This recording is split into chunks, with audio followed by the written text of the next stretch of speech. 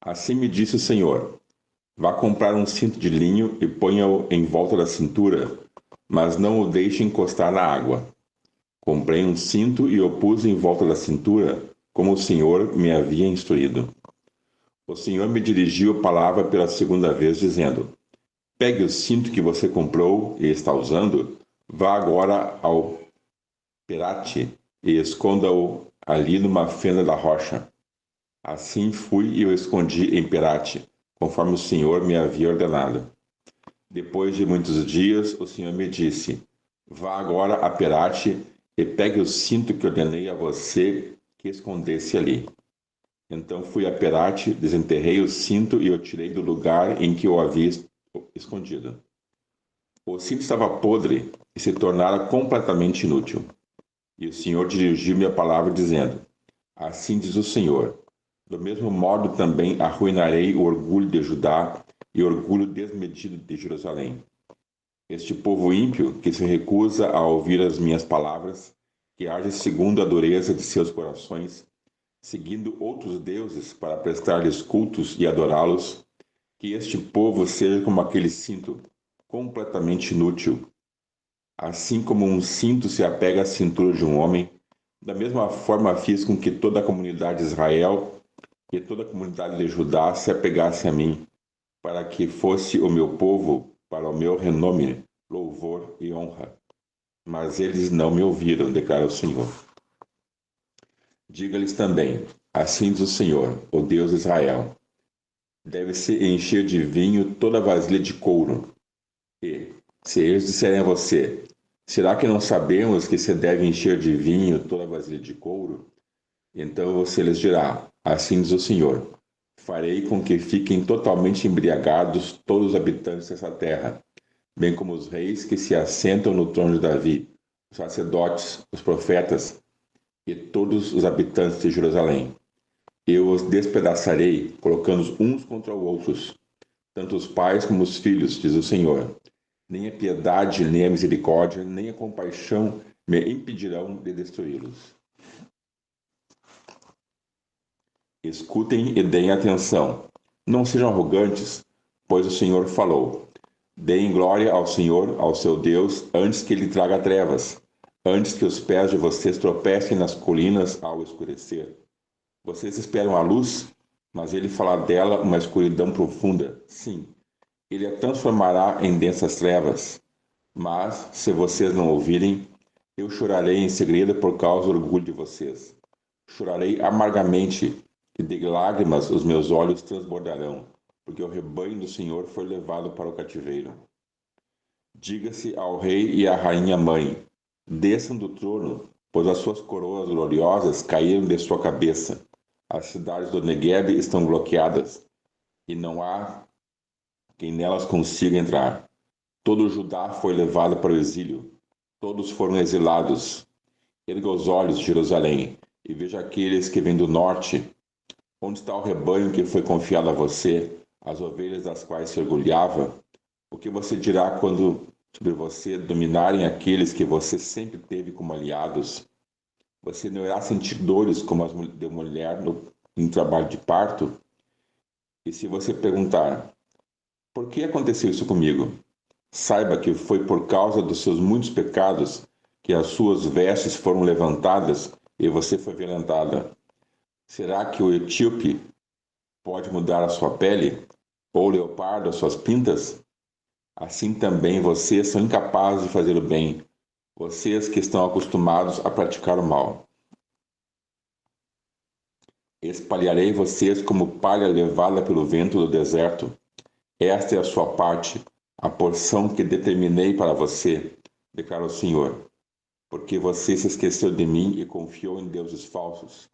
Eu mesmo levantarei as suas vestes até o seu rosto, para que as suas vergonhas sejam expostas.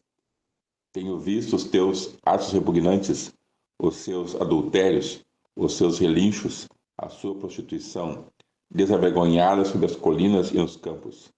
Ai de você, Jerusalém! Até quando você continuará impura? 14. Esta é a palavra que o Senhor dirigiu a Jeremias acerca da seca. Judá planteia, as suas cidades estão definhando e os seus habitantes se lamentam, prostrados no chão. O grito de Jerusalém sobe. Os nobres mandam seus servos à procura de água. Eles vão às cisternas, mas nada encontram.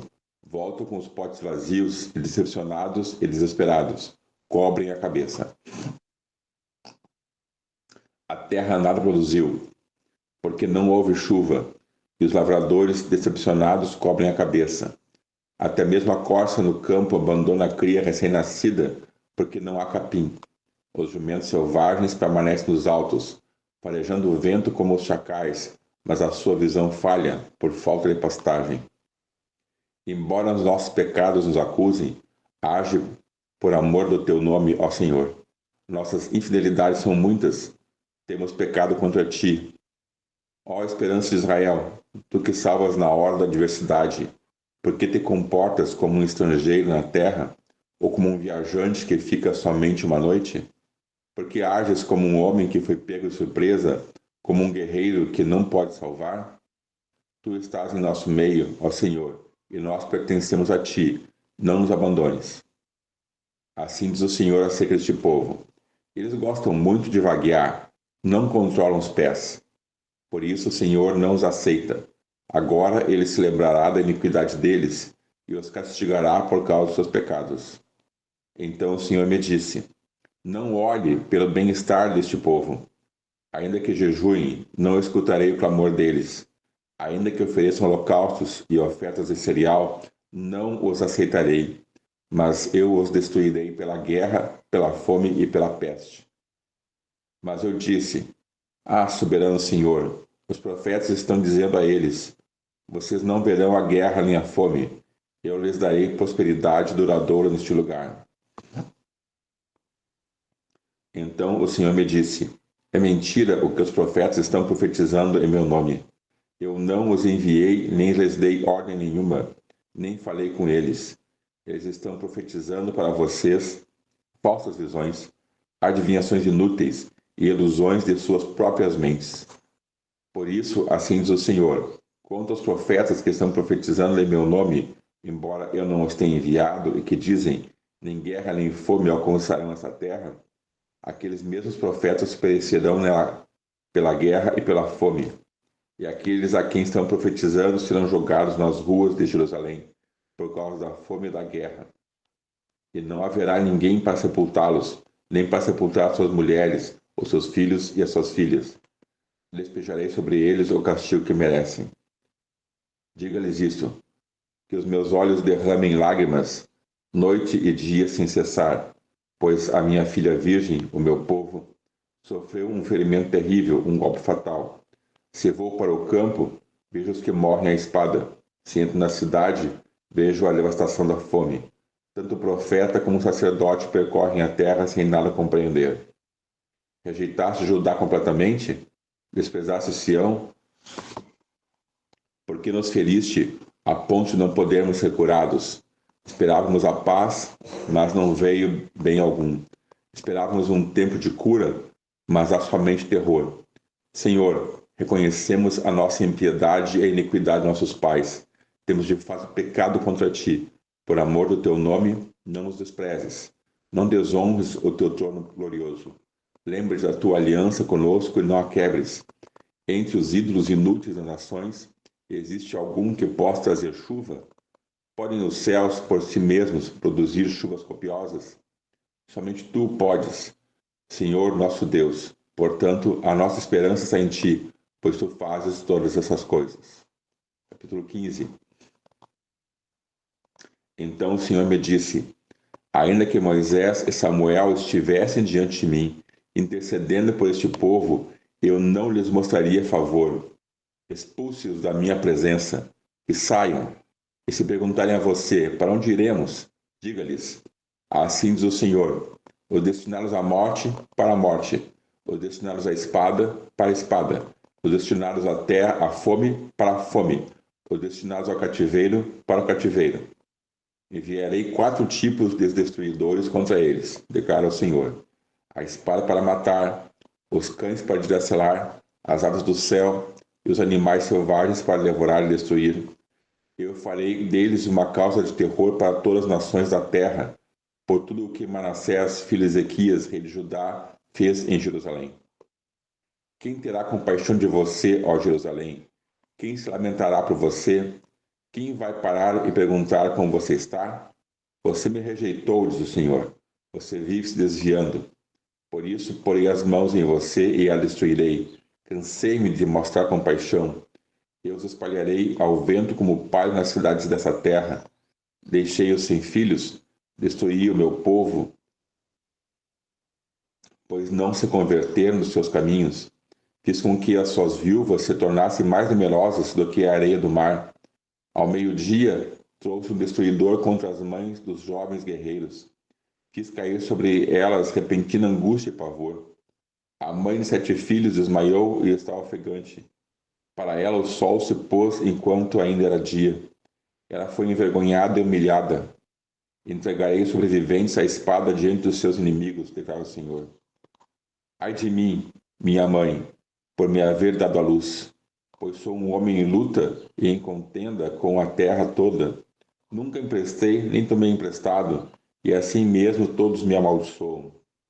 O Senhor disse, eu certamente o fortaleci para o bem, e intervi por você, na época da desgraça e da adversidade, por causa do inimigo. Será alguém capaz de quebrar o ferro que vem do norte, ou o bronze? Diga a este povo, darei de graça a sua riqueza e seus tesouros como despojo, por causa de todos os seus pecados em toda a sua terra. Eu os tornarei escravos dos seus inimigos numa terra que vocês não conhecem, pois a minha ira acenderá um fogo que arderá contra vocês. Tu me conheces, Senhor. Lembra-te de mim. Venha em meu auxílio e vinga-me dos meus perseguidores. Que pela tua paciência para com eles eu não seja eliminado. Sabes que sofro afronta por tua causa. Quando as tuas palavras foram encontradas, eu as comi. Elas são a minha alegria e o meu júbilo, pois pertenço a ti. Senhor, Deus dos exércitos, jamais me sentei na companhia dos que se divertem. Nunca festejei com eles. Sentei-me sozinho, porque a tua mão estava sobre mim e me encheste de indignação. Porque é permanente a minha dor e a minha ferida é grave e incurável? Porque te tornaste para mim como um riacho seco, cujos mananciais falham? Assim respondeu o Senhor: se você se arrepender, eu o restaurarei para que possa me servir. Se você disser palavras de valor, não indignas, será o meu porta-voz. Deixe este povo voltar-se para você, mas não se volte para eles. Eu farei de você uma muralha de bronze fortificada diante deste povo. Lutarão contra você, mas não o vencerão, pois estou com você para resgatá-lo e salvá-lo, declara o Senhor. Eu o livrarei das mãos dos ímpios e o resgatarei das garras dos violentos. Livro de Isaías, capítulo 15. Profecia contra Moabe. Advertência contra Moabe. Sim, na noite em que foi destruída, Ar em Moabe ficou arruinada. E na noite em que foi destruída, Kir em Moabe ficou arruinada. Sobe-se ao templo de Dibon, a altares idólatras, para chorar, por causa de Nebo e de Medeba, Moabe planteia. Todas as cabeças estão raspadas, e toda a barba foi cortada. Na rua andam vestidos de roupas de lamento. Nos terraços e nas praças públicas, todos planteiam e se prostram chorando. Esbom e Eleade clamam. Até Jaaz as suas vozes são ouvidas. Por isso os homens armados de Moabe gritam, e o coração deles treme. O meu coração clama por causa de Moabe. Os seus fugitivos vão até Zoar, até Eglat-Selísia. Sobem pelo caminho de Luite, caminhando e chorando. Pela estrada de Horonaim levantam clamor em face da destruição, porque as águas de Ninim secaram-se, a pastagem secou-se e a vegetação morreu. Todo o verde desapareceu. Por isso, a riqueza que adquiriram e armazenaram eles levam para o além do riacho dos falgueiros. Com efeito, seu clamor espalha-se por todo o território de Moabe. Sua lamentação até Eglaim, até Beer-Elim. Ainda que as águas de Dimon sejam cheias de sangue, Trarei mais mal sobre Dimon, um leão sobre os fugitivos de Moabe e sobre aqueles que permanecem na terra. Amém. Amém. Obrigado, apóstolo Pira, sua disposição, sedento, essa manhã, né, e todos os dias pela palavra, né? Amém. Glória a Deus. Gente, quero fazer uma reflexão rápida, tá? Dinâmica. Esse livro, né, esses capítulos que nós estamos lendo, estão sendo levados a ler de Jeremias durante esses dias, está muito alinhado com o tempo e a estação também a qual nós estamos entrando. Nós tivemos a festa de Onteruá, né, na terça-feira, e nós tivemos um estudo ali muito forte, muito profundo, sobre o que serão o início dessa nova estação, né, e desses 10 dias que marca ali, na verdade, que se inicia, né, são 10 dias de introspectação. Eu não sei se é essa a palavra certa, tá, gente? De nós podermos estar mais introspectos perante Deus, mais reflexivos diante de Deus. E essas palavras, gente, eu estava lendo, né? E esses capítulos está muito alinhado com esse tempo, desses 10 dias, porque vai trazer para nós, como igreja, como filhos de Deus, né, esse introspecto, de podermos refletir, na verdade, o que nós estamos fazendo diante de Deus. Então, essas palavras de Jeremias, de uma certa forma, Jeremias, um intercessor, um profeta, que se levanta, de uma certa forma, numa intercessão, numa oração intercessória, para que possa haver uma intervenção da parte de Deus para ajudar. Então, nós vamos vendo ali o que vai acontecendo. O povo de Israel, o povo de Judá, perdão, eles começam, de uma certa forma, a fazer um arrependimento, mas um arrependimento tardio. Tardio. Por quê? Devido ao pecado, devido à desobediência. E da onde que veio essa causa, gente, desse pecado?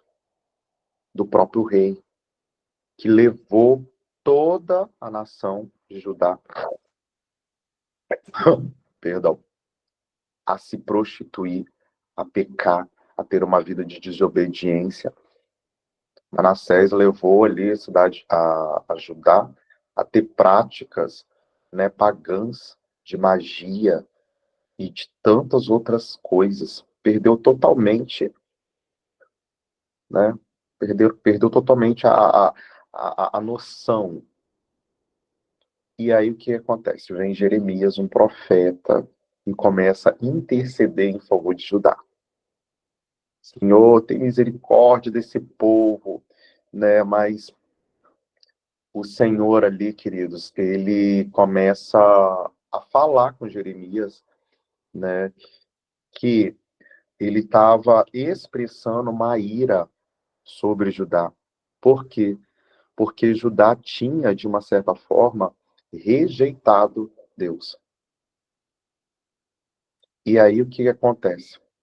Ele cita acho que é no capítulo 15, ele cita no capítulo 15 dois grandes profetas, né, que é Moisés e Samuel.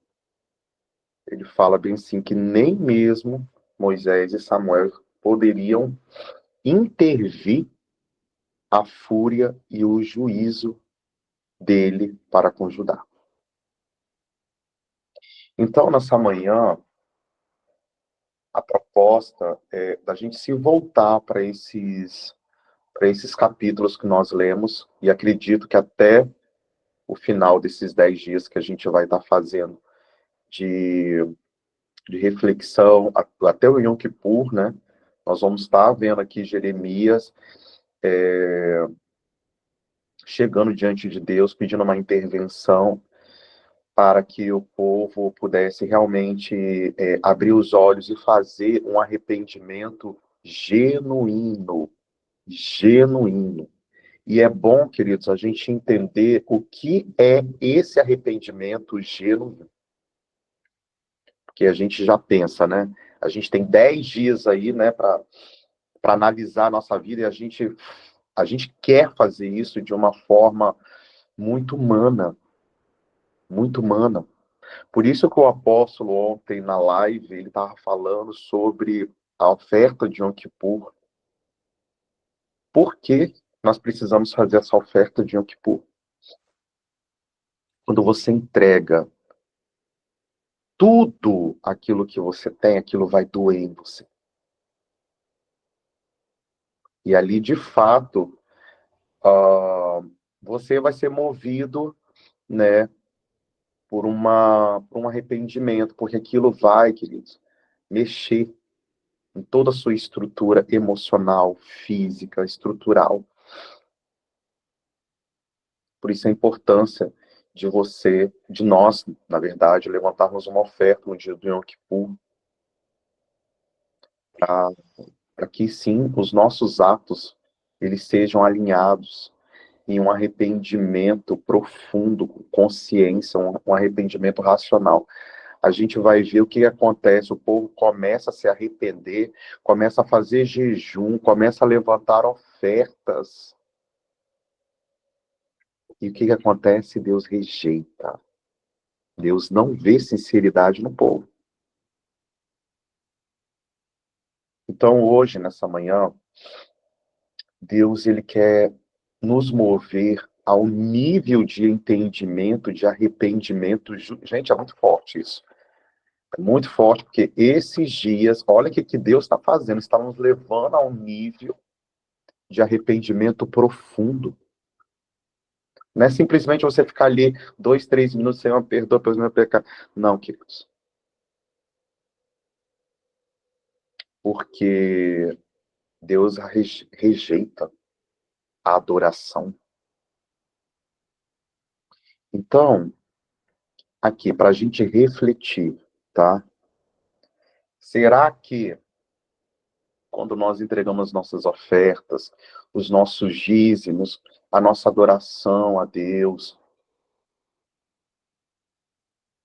será que Deus tem aceitado? Isso é uma coisa para a gente refletir, não tô, né? Porque às vezes a gente só quer cumprir o protocolo. E, e Deus, através desses capítulos, dessa palavra, Deus está nos chamando. É tempo de vocês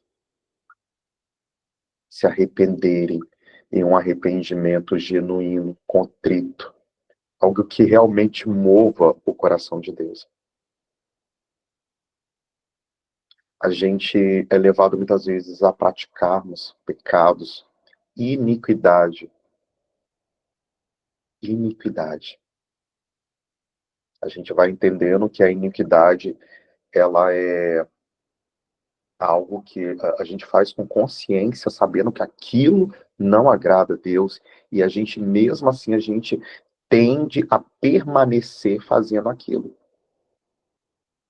Muitas vezes a gente até começa a gesticular argumentos para até mesmo se manter nessas práticas. Quando eu falo práticas, aqui eu estou falando geral, tá? Seja de caráter, seja de pensamento, seja o que for. A gente vai, de uma certa forma, construindo. E Deus está falando aqui, ó, não adianta vocês jejuarem, não adianta vocês trazerem ofertas, porque eu rejeito. Deus estava determinado em relação a Judá, em trazer o juízo sobre Judá. E de todas, assim, de todas as vezes, né, que que Deus teve esse posicionamento, ele sempre volta atrás, mas aqui ele sim, ele restaura, né, e tudo, mas a gente vai ver isso lá na frente. Mas aqui era uma coisa assim que realmente, porque foram 55 anos de reinado dos maiores templos, né, dos maiores monarcas de Judá, com maior tempo. Então, durante 55 anos, essas práticas contaminadas foram entranhando dentro do povo. Não é entranhando, não. Eu esqueci a palavra, tá, gente? Vocês me ajudem. Pregnando, sabe? Ou seja, a adoração já não era mais adoração, né? Os profetas começaram a se contaminar e Jeremias também pede perdão por esses profetas que mentiram. Você vê a profundidade, né, do que é um profeta intercessor na presença de Deus. Porque ele consegue intervir. Gente, é muito forte isso, né? Nós precisamos estar orando, queridos, pela nossa nação, os profetas da nossa nação, que muitas vezes estão contaminados, estão se vendendo. Nós precisamos estar em oração, em arrependimento também pela nossa nação. Então, essa manhã, Deus, ele começa a falar ali através de Jeremias, através da palavra, né? Em algumas simbologias, né? Que Judá não presta para nada mais. Você já pensou a gente ouvir isso? Não tem jeito, não tem jeito, porque ele começa a falar sobre o cinto numa linguagem mais simbólica, né? Mais figurada, né? Que o cinto apodrece. O que você faz com o cinto apodrecido? Você tem que jogar fora, não presta para nada mais. Ele estava falando com Jeremias a respeito disso. Não tem jeito, Jeremias. E não tem intercessor, não tem profeta que vai fazer com que eu traga juízo sobre Judá. E ele começa a falar ali de um tempo de seca. Meu Deus. Eu vou ser sincero para vocês, tá, gente? Porque em muitos momentos a desobediência, né, não sei se é involuntário, é a falta de, muitas vezes, de entendimento, né, que a gente, não de entendimento no sentido da gente, do, do, do estudo, algo desse tipo, mas a gente viu o apóstolo esses tempos atrás falando sobre é necessário primeiro você obedecer para depois entender. E quantas às vezes a gente chega nessa situação aqui, igual Judá chegou, em um arrependimento tardio, já passou, desobediência veio antes. E a gente vai colher, nós vamos colher dessa desobediência. A seca, período de seca que ninguém quer passar.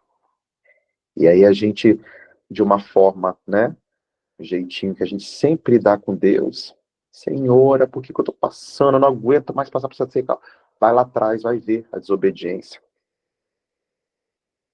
Eu estou falando isso, gente, eu estou falando isso para mim, tá? Estou falando isso para mim. Que Deus já me pegou, Deus é assim, né? Já me pegou aqui já nesse manto, desses 3 capítulos. Eu falei, meu Deus, Senhor, já entrei aqui nos 10 dias aqui já. Meu Deus, vai ser forte esses 10 dias.